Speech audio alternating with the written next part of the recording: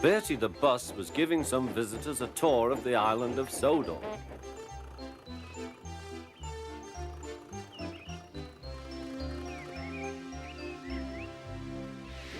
It was their last afternoon, and Edward was preparing to take them to meet Bill and Ben.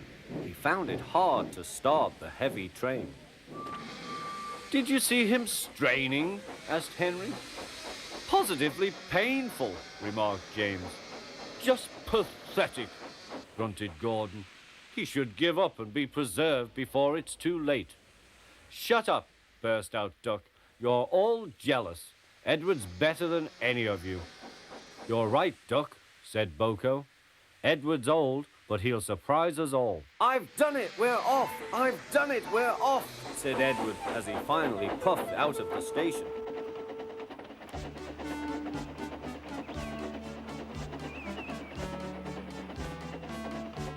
Bill and Ben were delighted to see the visitors. They loved being photographed.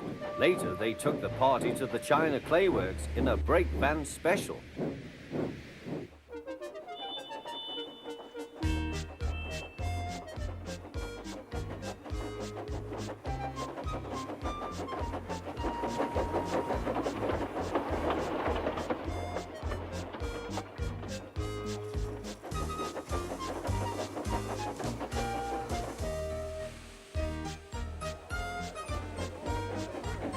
Everyone had a splendid time, and the visitors were most impressed.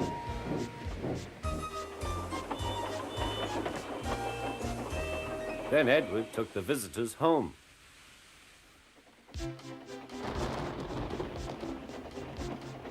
On the way, the weather changed.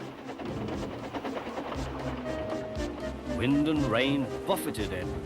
His sanding gear failed, and his fireman rode in front, dropping sand on the rails by hand. Suddenly, Edward's wheels slipped fiercely. With a shrieking crack, something broke. The crew inspected the damage. Repairs took some time. "One of your crank pins broke, Edward," said his driver. "We've taken your side rods off. Now you're like an old-fashioned engine. Can you get these people home? They must start back tonight." "I'll try, sir," promised Edward. Edward puffed and pulled his hardest, but his wheels kept slipping and he could not start the heavy train. The passengers were anxious. Driver, fireman, and guard went along the train, making adjustments between the coaches. "We've loosened the couplings, Edward. Now you can pick your coaches up one by one, just as you do with trucks." "That will be much easier," said Edward. "Come on," he puffed, and moved cautiously forward. The first coach moving helped to start the second, and the second helped the third.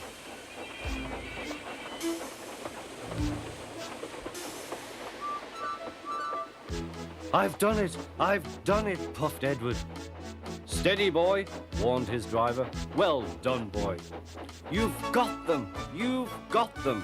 And he listened happily to Edward's steady beat as he forged slowly but surely ahead. At last, battered, weary, but unbeaten, Edward steamed in. Henry was waiting for the visitors with the special train. "Peep, peep!" The fat controller angrily pointed to the clock, but excited passengers cheered and thanked Edward, his driver and fireman. Duck and Boko saw to it that Edward was left in peace. Gordon and James remained respectfully silent.